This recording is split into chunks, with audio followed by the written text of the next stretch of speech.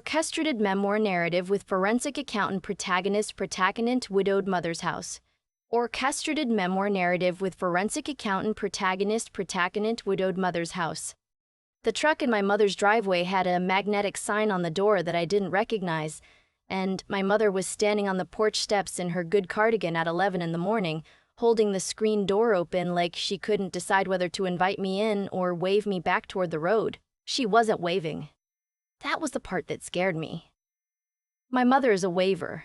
She waves at the mailman, at the kid who delivers the paper, at people in other cars at four-way stops. Standing there with both hands frozen on that door, she looked like someone who had forgotten what her hands were for. My brother's pickup was parked behind the strange truck, blocking it in, and that detail told me more than any of the rest of it.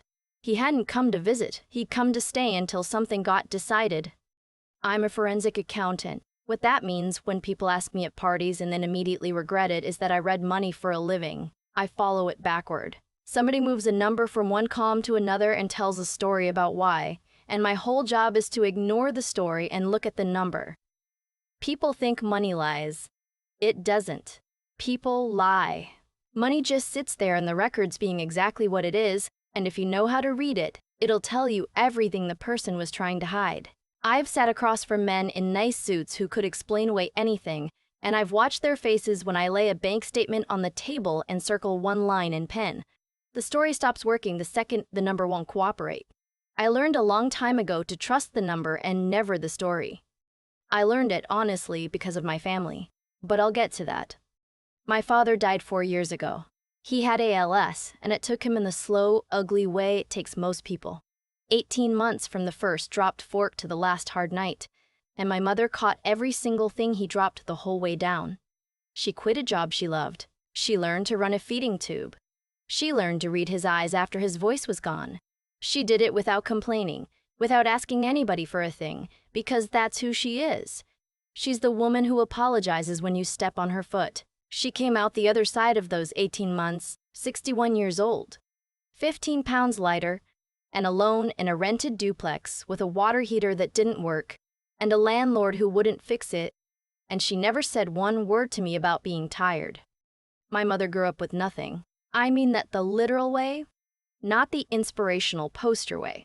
She grew up in a town called Ashby Falls, in a house her family rented from a man who used to come around on the first of the month and stand on the porch until somebody handed him cash. She told me once, not as a sad story, just as a fact, that she was 19 before she slept in a room that nobody could put her out of. In 64 years on this earth, my mother had never owned anything bigger than a used car. Never a house. Never 1 square foot of ground that was hers and that nobody could take. So I bought her one. I'd been saving since my first real paycheck, the boring way, the automatic transfer you pretend doesn't exist way. And about 2 years ago, a little 1920s bungalow came up for sale on Sycamore Street in Ashby Falls, 3 blocks from the rented house she grew up in, which I don't think was an accident on the part of the universe. It needed work. The listing said, tons of character, which in my experience means the wiring is from the Coolidge administration. But it had a deep front porch and a maple in the yard and good bones, and when I stood in the empty living room with the realtor, I could see my mother in it so clearly it almost knocked me over. I bought it. Then I did what I do, which is be thorough to the point of being annoying. I hired a contractor I'd vetted the way I vet everything, by pulling his lien history before I ever called him. I had the place rewired and replumbed. My mother's hands had started to knot up with rheumatoid arthritis the last couple of years. So I had the contractor build everything around that without making it look like a hospital, lever handles instead of knobs. A walk-in shower with a bench and a bar that looked like it belonged there. Drawers in the kitchen instead of low cabinets she'd have to kneel to reach. A ramp off the back that I disguised as a garden path. I had the maple's dead limbs taken down, so a branch wouldn't come through the roof in an ice storm. All told, between the purchase and the work and the furniture and a new roof and the porch I rebuilt, I was into it for $240,000. And here is the part that matters, the part the whole rest of this story turns on, so I'm going to be precise about it. I did not put that house in my own name. I could have. It would have been simpler. A lot of people told me to. But I'd spent my whole career watching what happens to a house that belongs to one person and gets lived in by another. The day comes when the owner needs cash, or gets sued, or dies, or just changes their mind, and the person living there finds out a home isn't a home. It's an asset on somebody else's balance sheet. I didn't want my mother to live in my house. I wanted her to live in her house, and I wanted that to be true in a way that no judge, no creditor, no relative, and frankly, not even me on my worst day could ever undo. So I put it in an irrevocable trust. My mother is the sole lifetime beneficiary. She has the absolute right to live there for the rest of her life, and the trust language says, in words I chose myself, that the property cannot be sold, mortgaged, borrowed against, refinanced, leased, or used for any commercial purpose without the written consent of the trustee. I'm the trustee. And because it's irrevocable, I can't just be talked into changing it on a Sunday afternoon. It's locked. I prepaid the property taxes into a dedicated escrow account for 12 years. Because I didn't want a tax bill to ever be the thing that put my mother out of a house the way a man on a porch once threatened to. People ask why I didn't just leave it in my name and handle it. I built it so that it would never need handling. That was the whole point. A thing you have to keep defending isn't a gift. It's a leash. I didn't tell my brother any of it. I need to explain that because it sounds cold, and it isn't. Or it isn't only. My brother is 6 years older than me. He's not a villain. I want to be fair because being fair is the only way you can trust the rest of what I'm telling you. He's charming in a way I never was. He remembers your birthday in the name of your dog. But somewhere along the line, my brother decided that the world owed him a certain kind of life, and that the gap between the life he had and the life he was owed wasn't his fault. And so every dollar that passed near him became, in his mind, a dollar that was sort of already his. He's done a string of half-finished things. He had a landscaping company that folded. He had a thing with vending machines that I still don't fully understand. For the last few years, he'd been flipping houses, which mostly meant buying places with money he didn't have and selling them in a panic before the balloon payment came due. And his wife, my sister-in-law, was the one who kept the books on all of it. She's sharp. I'll give her that. She's the kind of person who can walk into your living room and have appraised the furniture before she's finished saying hello. The two of them together were a problem the way a match and a gas leak are a problem. Apart, maybe nothing. Together, a house fire. When my father was dying, the two of them came around for the first month, and then Wes, and then on holidays. My brother gave the eulogy. It was a beautiful eulogy. He's good at the parts that have an audience. So no, I didn't tell them I was building my mother a home. I didn't want my sister-in-law measuring the rooms. I didn't want my brother's ideas. I didn't want a gift to my mother. Turned into a family conversation because the second it becomes a family conversation, it stops being a gift and becomes a pie, and everybody starts counting slices. I gave it to her on her birthday. I told her I was taking her to lunch, and instead I drove her 90 minutes north to Ashby Falls, and her face when she realized where we were going. She thought we were just visiting the old streets. She started telling me which house used to be the drugstore, and then I turned on the sycamore and pulled into the driveway of a little white bungalow with a maple in the yard and her name already on a card taped to the front door. She didn't understand at first. She thought we were looking at it. She asked me whose it was. I said, "It's yours, Mom." And she said, "Whose?" Again, and I said, "Yours. It's in a trust. It's your house, and nobody on this earth can take it from you. And the taxes are paid for 12 years, and there's a porch swing because I know you've always wanted a porch swing." She sat down on the front step.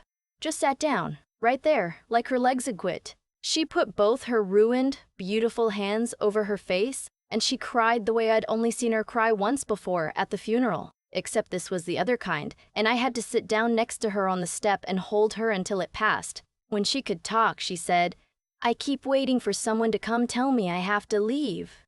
And I said, "Nobody's coming, Mom. There's no one to come, it's yours." She walked through every room touching the walls. She opened and closed the kitchen drawers about 9 times. She stood in the doorway of the bedroom that looked out at the maple, and she didn't say anything for a long time. I drove home that night feeling like I'd finally done the one thing my whole life had been pointing at. I should have known that feeling never gets to stand around unbothered. My mother cannot keep a secret when she's happy. It's one of the best things about her, and it's the thing that started all of it. She told my brother on the phone 2 weeks later, glowing, I'm sure, right through the receiver, and he was warm and thrilled and asked her a lot of questions, and one of the questions was the address. She called me that same night. I could hear it in her voice before she even said anything, that careful flatness she gets when she's trying to carry something heavy without letting you see the strain. She said my brother and his wife wanted to come up and see the place, maybe stay a weekend, get the boys out of the city. She said, "Is that all right with you?" And I said, "Mom, it's your house. You don't have to ask me who can visit." And she said, "I know. I just wanted to tell you." Which was her way of telling me something was already wrong, and I heard it, and I let myself not hear it, because I had a deposition that week and I was tired and I wanted to believe my brother was just my brother. She called me again 2 nights later, and this time she didn't bother hiding it. She said there'd been a man at the house that afternoon, a man with a clipboard, and my brother had let him in and walked him through every room while the man took pictures and wrote things down. And when my mother asked who he was, my brother said he was just a friend, looking at the place. She said the man asked her how old the roof was. She said my brother had spread papers out on her kitchen table and asked her to sign one, and she'd said she wanted to read it first, and he'd told her not to worry about the legal stuff, that he'd handle it, that it was just to make things easier. She didn't sign it. She told me she didn't sign it the way a kid tells you they didn't take the cookie, hoping it was the right answer. I asked her to do one thing. I asked her not to sign anything. Not anything. Not even a birthday card, until I got there. Then I hung up and I sat in my dark kitchen for a minute, and then I went to my home office and I pulled the file. I keep a file on everything. My brother would call it paranoid. I call it Tuesday. Every dollar I've ever moved in my life has a folder, and the trust had the biggest folder of all. The deed, the recorded copy with the county stamp, the trust instrument, the attorney's opinion letter, the tax escrow records, all of it cross-referenced and tabbed. Because that's just how my brain has worked since I was a kid, lining up my crayons by the rainbow. I'd had it ready for 10 months.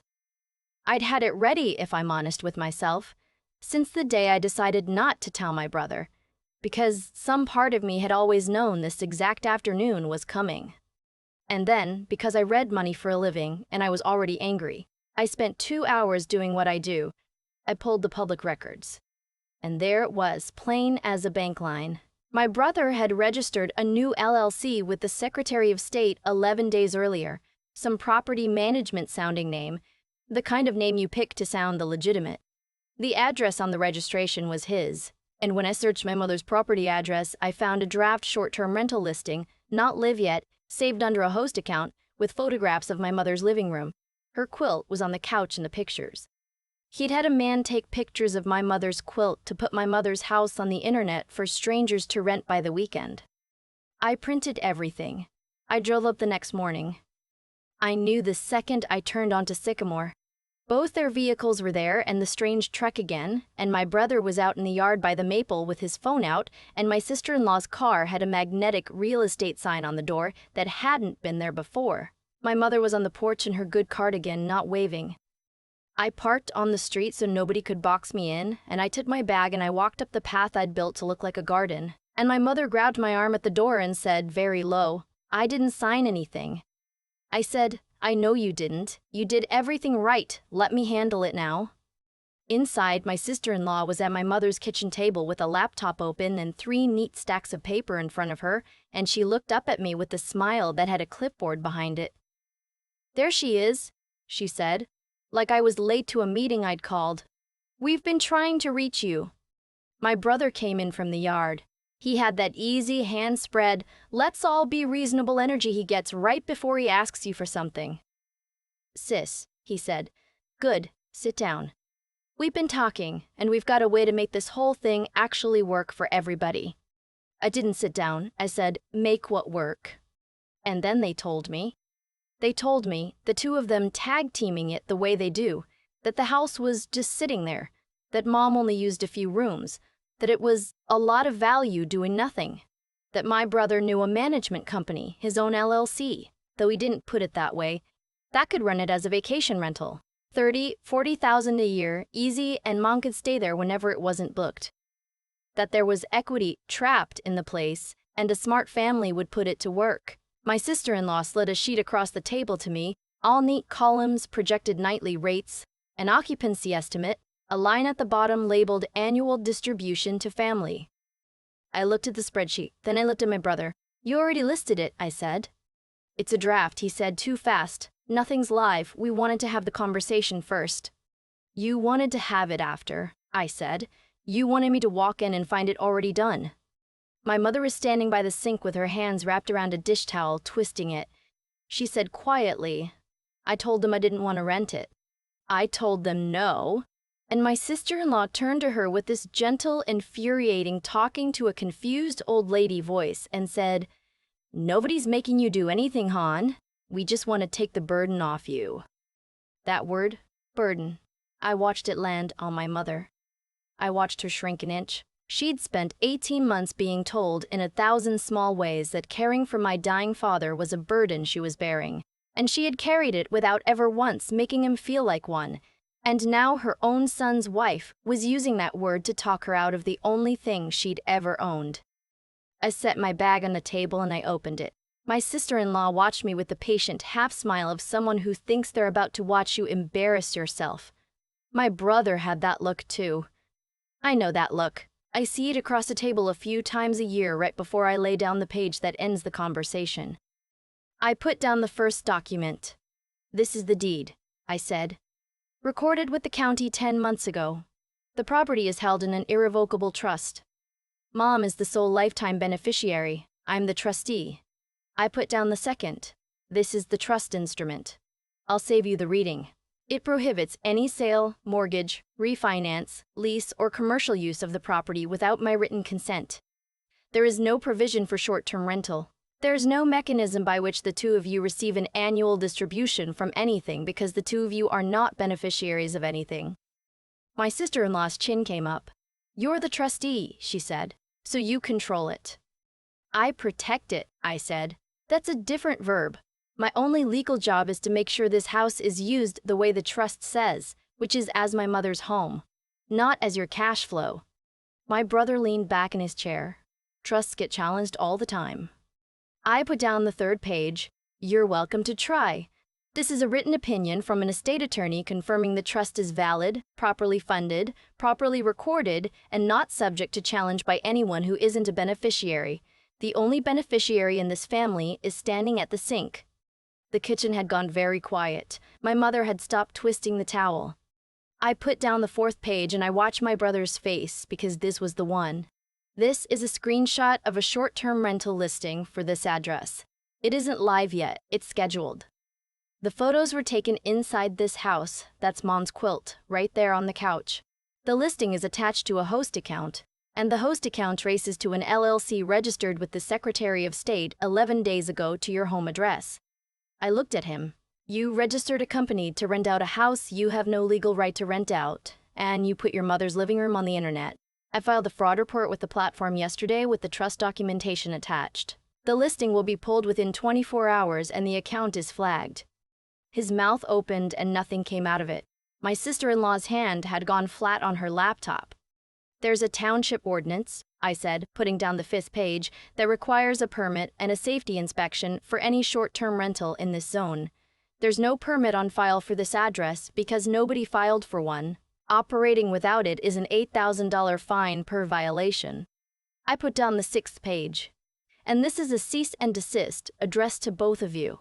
It states that any further attempt to list, lease, photograph for commercial purposes, encumber, or solicit financing against this property, and yes, I found the inquiry you made to a hard money lender using this address, will be treated as tortious interference with the trust and as financial exploitation of an elder adult, which in this state is a felony. My firm's senior attorney is copied.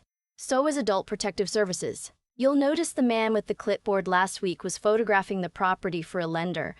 I'd be very careful going forward about who you send to my mother's door. My brother stared at the spread of paper in front of him like it might rearrange itself into a number he liked better. It wouldn't. I've watched 100 men wait for that, and it never does. This is insane, he said finally, and his charm was gone. All the way gone, and what was under it was just a man who'd been told no. Or family. You're a guest, I said, And right now you're a guest who came to take a house from a woman who spent 18 months emptying bedpans so a man could die with some dignity. You don't get to do that in front of me and call it a family conversation. You built this whole thing, he said, so you could hold it over us. So you'd be the one in control. You've always. I built it, I said, so that nobody could ever stand in our mother's kitchen and tell her what she's allowed to keep. Including you. Including you. Including me. I closed my bag. I need you both to leave. You can come back when she invites you. Her name's the only one that matters in this house, and she didn't invite you to this. It wasn't graceful, the leaving. My brother made phone calls in the yard loud enough for me to hear words like overreach and lawyer through the window screen. My sister-in-law closed her laptop very slowly and very precisely, the way you do when you're furious and refuse to let it show. And she said on her way out, "You're going to regret cutting your family off." I said, "I didn't cut anyone off. I just stopped paying for the privilege of being robbed." The boys, who'd been on the porch the whole time pulling petals off my mother's geraniums and had no idea what any of it meant, got herded into the SUV, and then they were gone, and the only sound left was the screen door bumping in the breeze. My mother made coffee. We sat at her kitchen table, the documents still spread out between us, and she ran one knot and finger along the edge of the deed and said, "The first weekend they came, your brother measured the back bedroom." With a tape measure, I thought he was going to build me a closet. She said it and then she laughed, this short, broken laugh that turned into something else. And I came around the table and put my arms around her, and she said into my shoulder, "I should have called you the first day." I knew that morning, and I didn't want to be the kind of mother who calls one child to report on the other. "You're not reporting on anybody," I said. "You're protecting yourself. You're allowed to do that." She pulled back and looked at me, and there was this thing in her face I'd never seen before, like a question she'd been carrying her whole life. "Am I?" she said. It came at us again, of course. People like my brother don't lose a thing and let it go. They lose it and reframe it. 4 days later, he posted something online. No names, nothing you could pin down. Just a long, soft paragraph about how some people use generosity as a weapon, how a gift with strings attached isn't a gift, how real love doesn't keep score. It was specific enough that everyone who knew us understood, and vague enough that he could deny it. My sister-in-law shared it. A cousin messaged me to ask if I was okay. 2 women from my mother's old church called her to say they were praying for the family during this difficult time, which is how she found out her son had told the church there was a difficult time. I wrote exactly one response, and I didn't post it. I emailed it to my brother and his wife, with my firm's attorney and my mother's estate attorney copied, and it said, without heat, that any public statement referencing me, my mother, or the property that I could show to be false would be addressed as defamation. And any statement that caused harm to a protected interest under the trust would be addressed as tortious interference, and that all further communication should go through counsel. The posts came down inside 2 days. It turns out that the people who are loudest about love, not keeping score, are extremely interested in the score the moment a lawyer is reading it. Then, 3 weeks after the kitchen, my mother called me on a weekday morning with that careful flatness back in her voice. "There's a man at the door," she said. "He has a folder. He says he's here to do an appraisal for a loan. He says it's already approved."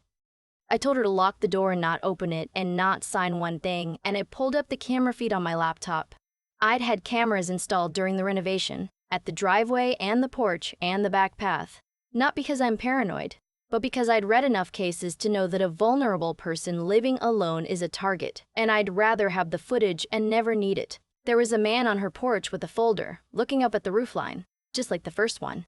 I called the township's non-emergency line and reported a man presenting fraudulent loan documents at an elderly woman's home. Then I texted my brother one line and a screenshot from the camera. "I'm watching this live. The trust is on file with the county and the sheriff. Tell your friend to leave before the deputy gets there." He texted back in 3 minutes. "Wrong house, my mistake." The man was gone before the deputy turned onto the street. That weekend, I drove up with a locksmith and put a keypad lock on the door so my mother wouldn't have to fumble keys with her hands on the cold mornings, and a deadbolt with a code only she and I knew. While the locksmith worked, My mother stood next to me in the doorway, watching the camera feed refresh on the little tablet I'd mounted in her kitchen, the porch appearing and reappearing on the screen. And she said, out of nowhere, "You know what I keep thinking about?" "What, Mom?" "How my whole life I've been so careful not to take up room. Not to need too much, not to be a problem for anybody." She watched the screen. "Your father was the same.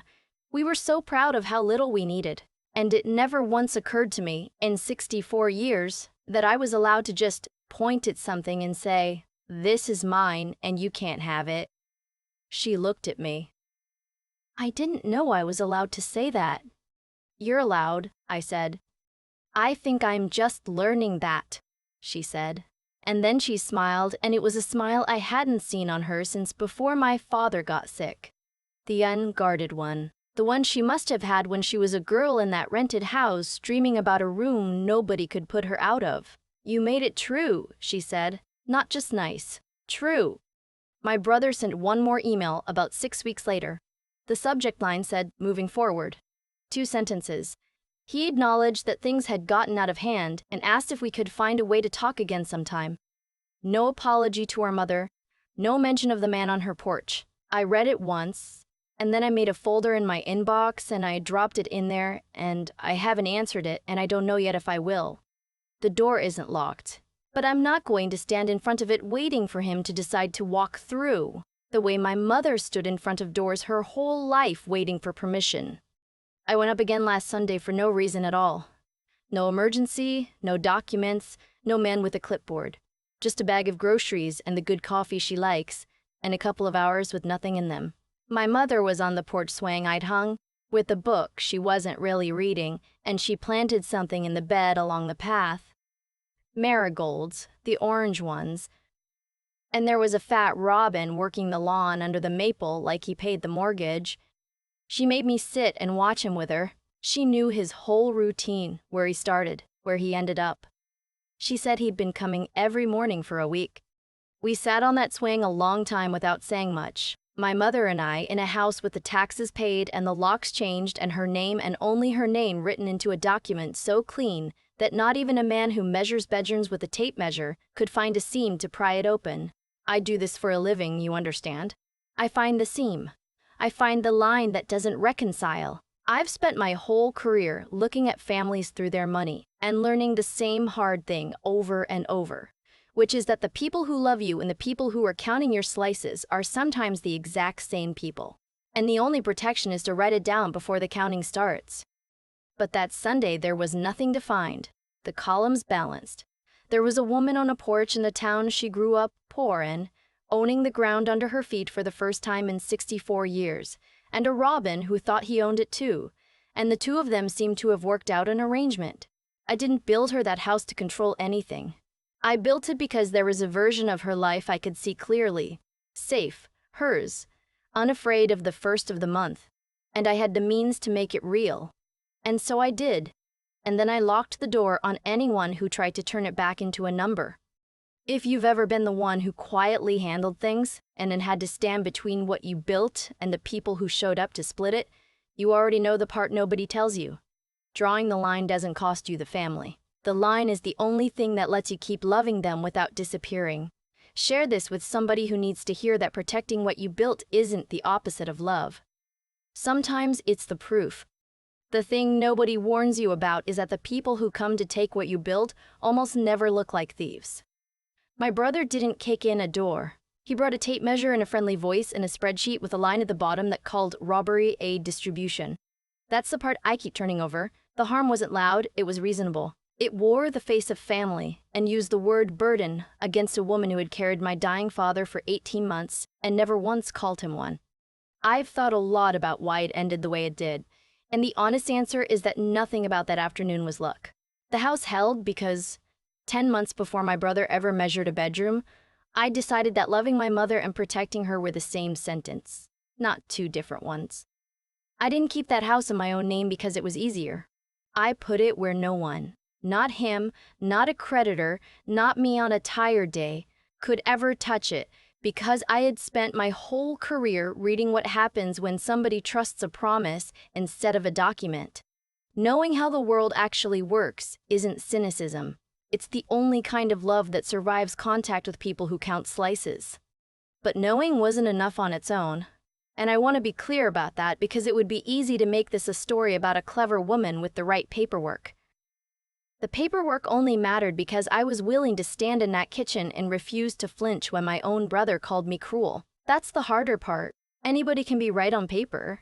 Staying right out loud with someone you grew up loving, telling the whole church you've gone cold that costs something, and you pay it standing up again and again every time they come back with a man on the porch. My mother is 64 years old, and she only learned this year that she was allowed to point at something and say it was hers. That undoes me a little every time. She spent her whole life being so careful not to take up room that she nearly let the one safe place she'd ever had get sold out from under her by people smiling at her kitchen table. I don't want that for you, whoever you are. Be the kind of person who does the quiet, decent thing for the people who earned it. Be smart enough to write it down before the counting starts. And be steady enough to hold the line when holding it makes you the villain in somebody else's story. A line isn't coldness. The marigolds my mother planted along that path are still coming up, and the robin still thinks he owns the yard, and she sits on that porch every morning unafraid of the first of the month for the first of the month for the first time in her life. That's what the line was for. Not to keep anyone out, to keep something good standing long enough for her to finally believe it was hers.